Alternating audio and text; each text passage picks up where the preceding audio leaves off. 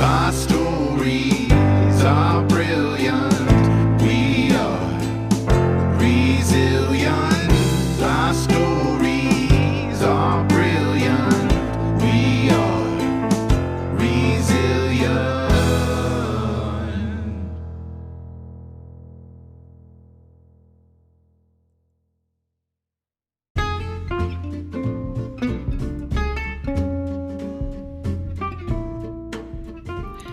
This week's episode is another episode of readings from Groundwaters Publishing's annual anthology from 2020. These are all different kinds of works, as the other two have been. There's fiction, nonfiction, poetry, and prose. I really love so much being able to showcase these authors. I think that's one of the reasons why Groundwaters exists. We really want to showcase people and show that their work is worthy and important. So I'm delighted to present them today. Enjoy!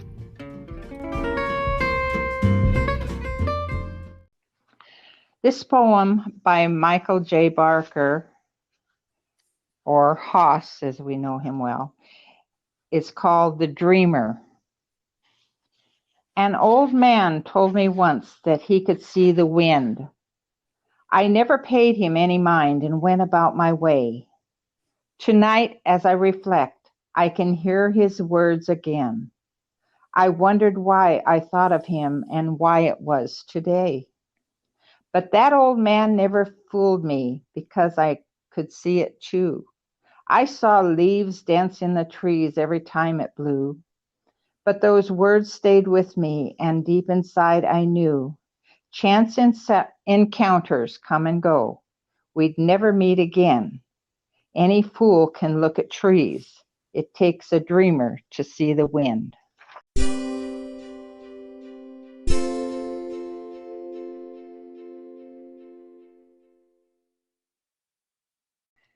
This poem is called Rogue Awakening. Holed up in a cabin on the banks of the Rogue, I wrote verse and I pondered inside. I was ambling through canyons, rugged and steep, as deep into the wilds I plied. I could feel the stare of someone not there, as wearily onward I trod. 'Twas adventure I sought, but instead what I got was a glimpse of the wonders of God. Oh Lord, what a sight in the summer's twilight, watching the bats try to chase down the stars. Those planes are so rude, how dare they intrude? I wish they'd all fly off to Mars. I never would care to bring grief to a bear that never did nothing to me. They rumble and tumble and fumble and stumble in a race to the top of the honey tree. Up high in the skies, what a treat for sore eyes, like puppets on angel strings. Bald eagles soar above the din and the roar, waving it all with their wings. Held captive I stare through the river's bright glare at the salmon coursing below. The wonders won't cease and offer a peace that only one humbled may know. Through oak groves galore, madrones by the score, through fir stands tall and great, she's carved canyon walls like cathedral halls, through miles of real estate. Further I trekked, yet onward I pressed, crazed for the next mountain's crest. Through silver gray snags, over mossy back crags, undaunted I harried my quest. Razorback mountains, too many for countin', leap skyward and stand in defiance. I'm so far from home, and I'm so all alone, as the solitude shattered the silence. Then once she's got you, she's always got you. She'll lure you, you'll rant and you'll rave. Was this happenstance my river romance? Who knows, but we're kin till the grave.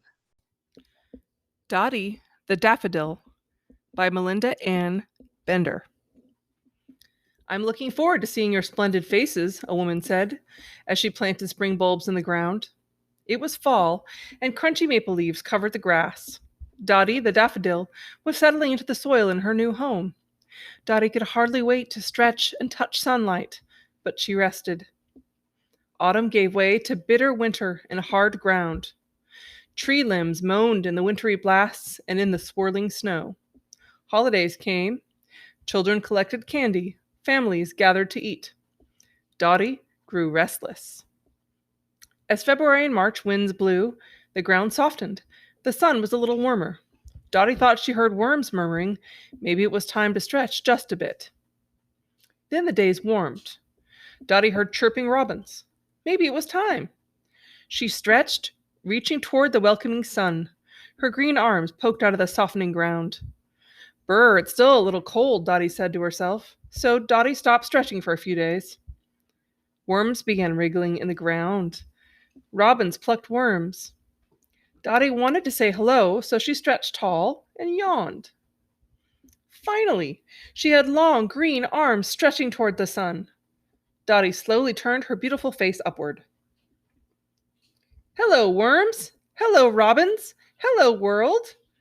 She looked around her new home and saw many daffodils just like her with green leaves and yellow faces. Yellow faces? Dottie questioned. Her face was white, snow white. Oh well, I'm sure there'll be many more white faces. There are many more daffodils who have not yet opened their faces to the sun, she said to herself. Dottie waited and waited. Day after day, she waited. Soon she was surrounded by yellow daffodils. They are so beautiful, Dottie said, tilting her head downward. Sniffling, she continued, but I am white. They are all yellow. Why am I so different? A kindly robin heard her. Hello, I am Robbie Robin. I'm sorry to hear you so sad. Hello, Robbie. I am Dottie. Look at me. I am white. Everyone around me is yellow. But you are special, Dottie. Hold your head up, Dottie. Your day will come. Day after day, the other daffodils snickered at Dottie. Why are you white, Dottie? Aren't you supposed to be yellow?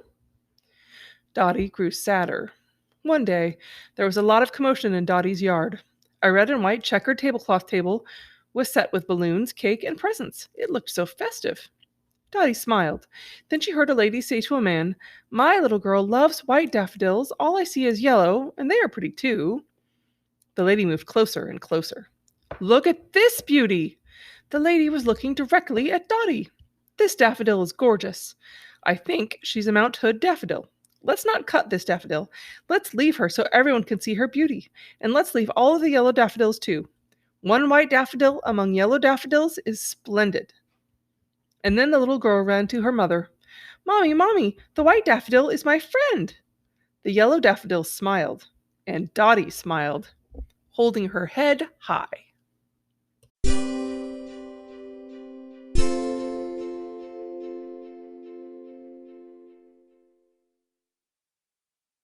This poem by Michael J. Barker is called Midnight Journey. Something died across the river last night. I heard it all. It went on for about a minute, though it seemed like a lifetime. In a way it was. I think it was a rabbit. An owl got it. I heard it screech in victory over the dying cries of the rabbit. Here in the wild, there is no place, provision, or reason for compassion, pity, or mercy. In the wild, death means life. For some to live, some must die. I took in the winter sky, black as coal, without end and clear as a bell, star-filled and the moon full. The river looked like a ribbon of silver flowing through the canyon. I savored it. I recalled a college feller once telling me that the stars outnumbered all the souls of earth, past and present. A shooting star streaked across the sky, and I became overwhelmed by strange thoughts I had no control over. I succumbed with little resistance as I saw gigantic black icebergs calving and melting in the desert. I watched a flotilla of ocean liners, supertankers, and warships in a dead heat race with Spanish galleons, log rafts, dugout canoes, and reed boats on the high seas atop an arid plain. I saw airliners, space shuttles, biplanes, flying saucers, a kite, soaring birds and a feather, all flying together in the missing man formation. I saw 18-wheelers and sports cars coursing over shiny paved roads, mile-long trains on golden rails, covered wagons on the rutted plains, and four-legged animals on well-used game trails that had no beginning or end. I saw lush mountain meadows bathed in wildflowers, dissected by swift-flowing artesian streams, all surrounded by mighty old-growth forests, reduced to barren clear-cuts, teeming with life. Jagged stumps served as a reminder of what once was, while at the same time offering a hint of hope and humble acceptance of the cycle of life and the promise of death. I saw skyscrapers, mansions of granite glass and steel zoned in with log cabins, grass huts, and igloos, all inside a huge cave on the sacred burial grounds of someone's ancestors. Humanity paraded by in all its glory and gore. There were kings and queens, presidents, dictators, tyrants, and wannabes ruling over the obedient masses bereft of hopes and dreams, with revolt seething in and feeding their souls. The scholars, philosophers, teachers, poets, and beautiful people, the marred and afflicted, were all buried side by side in simple, overgrown, unkempt woodland plots with no markers, all forgotten. I saw law and order, racism, caste, segregation, immigration, civil dissent, and protest begat riots, which begat war before anyone could think of an alternative to mutually assured destruction. Then it was all over in an instant, as fast as it came on, as that shooting star faded into the black of that Rogue River sky, a done deal. It was mid-January, temperature in the low 20s, and yet I was drenched in a cold sweat that ran from my hot, flushed face onto the handrails of the deck and slowly turned to frozen slush. I trembled from uncertainty and fear, not the cold, and nearly scared to death of the origin of these uninvited intrusions into my thoughts. I wasn't long in determining that my time would be better spent on things I could comprehend and deal with, like banking on the wood stove to ward off the chill of the morn, getting the coffee ready, and stringing up the 12-volt wire to keep the bears out of the storeroom and lodge. I can't have that. I'm in the wilderness, no roads in or out, and the river won't be safe to be on for at least another week. I've felt alone before, but never like this. Winters in the Rogue River Canyon were meant to be hard, and they sure as hell are, and I'll crave it to my grave.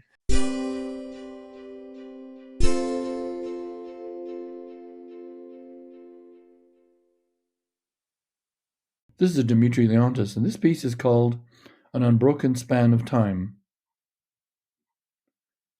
First, there was the Great Depression. Then there was the Great Recession. And now we're in the middle of the Great Confinement. There are many reasons to hate the dreaded COVID-19 virus, but is it just possible it might have at least one positive byproduct? To be sure, one cannot mitigate the horror of the unbidden deaths, the risks to health workers, the collapse of businesses, and the lockdown of practically the entire planet in an attempt to stem the virus's deadly march. That is certainly the dark side of the coin of fate we've been tossed. Turning over the coin, however, might we discover a shiny side? For as long as I can remember, I have heard my elders caution me, "Time is a gift, use it wisely." Well, as one of the possible solutions to stopping COVID-19's spread, we find ourselves in the Great Confinement, with generous portions of that commodity we've always wished we had more of, time. Not only lots of time, but an unbroken span of it, stretching from when our personal lockdown began to who knows when this will end. So, yes, this might be considered the shiny side of the coin, this gift of unending time on our hands. We could say that we've traded our constitutional right of free movement for the right to spend our days as we like. No deadlines, no schedules, no pressure. Just adjust to this newfound abundance and use it, wisely or not, any way you like. Now, there's a gift. And now the other shoe drops. Like some gifts, there's a catch. Just what the hell do you do with all this time? For many who have families to feed, homeschool, and put kids to bed, this isn't an issue. But how about young singles, active middle-aged couples, all those whose focus was on work schedules, business meetings, lunch dates, socializing daily with friends? How do they shift gears? Already months in confinement mode, many of us have figured out ways to parse out our days. We shop online, stock the fridge and freezer, pick up meals from neighborhood restaurants, spend more time emailing, calling family and friends, read more, and so on.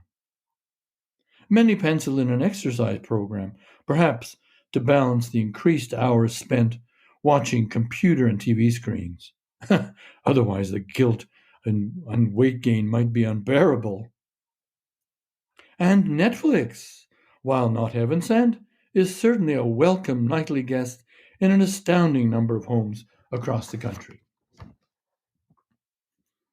One of the unexpected aspects of our confinement is that we have, in addition to all the time fillers, time to be alone, to be quiet, introspective, to meditate, and reach into realities other than ourselves.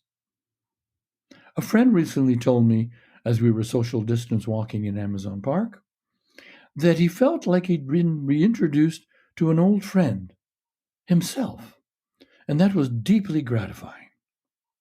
In our pre-confinement lives, we rarely had enough time to accomplish all the things we wanted to in a single day, much less have time alone. Here, singles have the edge, perhaps to even up for the lack of having an ever-present someone to bounce things off in a quotidian conversation. A recent piece by Washington Post columnist Michael Gerson put forth the idea of, quote, mindfulness, unquote, as a reward for having lost other freedoms while in confinement. He stated that achieving mindfulness can help focus us more clearly on what's truly important in our lives, which things matter and which don't. And this can be had easily enough by taking time to be alone, clearing one's mind and stopping the buzz of our usual thoughts. Challenging for some, but doable and worth it. Another view of this gift of time was expressed by local artist Margaret Coe, who wrote in a recent Register Guard column by arts advocate Catherine Caprario, I regard the seclusion as a sweet hibernation. Quote, I regard the seclusion as a sweet hibernation. It is a quiet, restful, alert experience. Unquote. Thoughts that can lead us to viewing our mandated seclusion in a positive, even useful light toward more self-discovery and inner peace. Meanwhile, back at my ranch, I still haven't started, much less completed, the great Greek Oregonian novel on my to-do list. My wife, who continues to amaze me with her talents, has her own list of hubby-friendly projects that need doing. And all the while, I'm still searching for this surfeit of time to practice mindfulness, slip in a little meditation, and sit still long enough for introspection to alight. No one said that confinement would be easy, only that we'd have time to do more. I can still hear the echo of my elders, so I'm trying to use my time more wisely. And I gently suggest that you too do, as this gift of time has a timeline.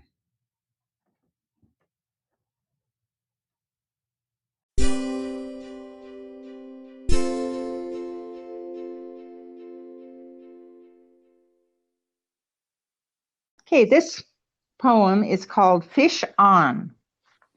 I waited and hiked, I prayed and I wished. All the day long I fished and I fished. The weather was foul, the rain lashed down. I lost count of the worms I'd drowned. I felt some despair, just wasn't fair. All of my efforts, it seemed, were in vain. Depression set in, and ill blew the wind. Incessantly came down torrents of rain. But alas, I accepted that I would be skunked. My shins were bruised, I'd been battered and dunked. I acknowledged defeat with defiant chagrin. Another fine fix I'd got myself in. Short grew the day, what more could I say? Soon I would have to pack up and leave. My race had been run, and the dragon had won. Going home fishless was hard to believe. I said to myself, just one more cast. This final try would be my last.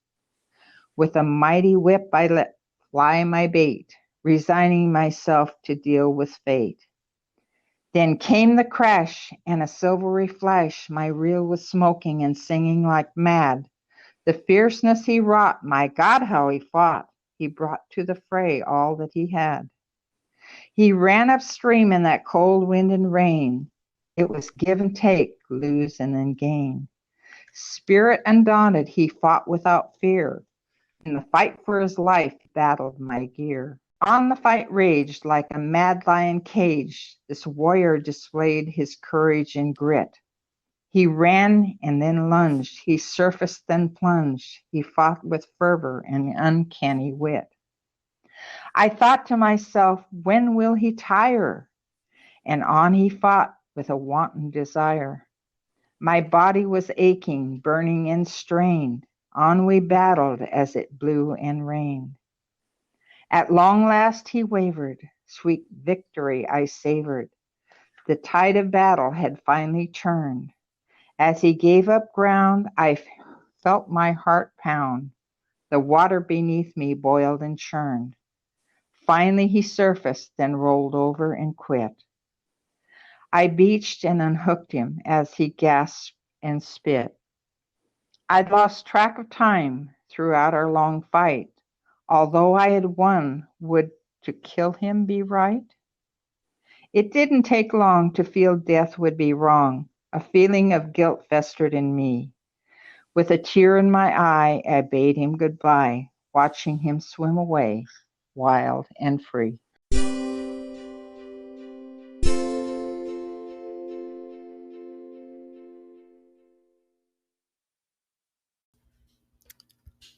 All Icing, No Cake by Lona Feldman. All icing, no cake, to most people, means all fluff, no substance. But all icing is what I look for. All icing means less cake. Cake is just a vehicle for luscious frosting, the kind you get at an upscale wedding. So when someone says, all icing, no cake, I conjure up all sorts of dreamy delights. No cake? No problem.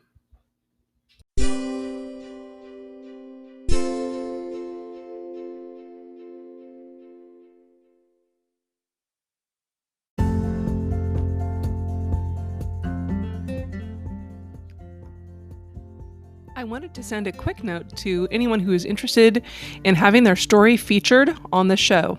I am accepting new stories, so please share your story at www.youareresilient.net.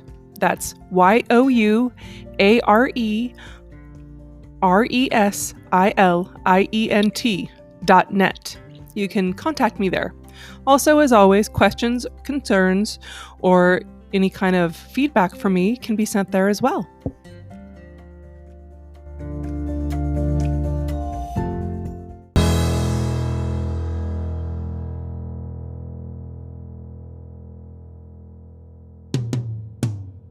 Sometimes we have to start over.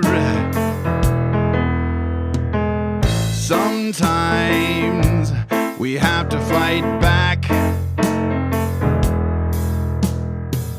Sometimes it's all too much. Lost inside the black. Our stories are brilliant.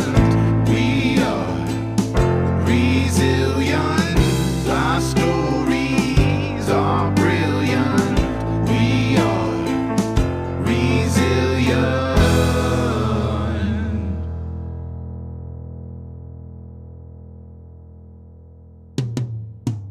Sometimes we need to lift the voices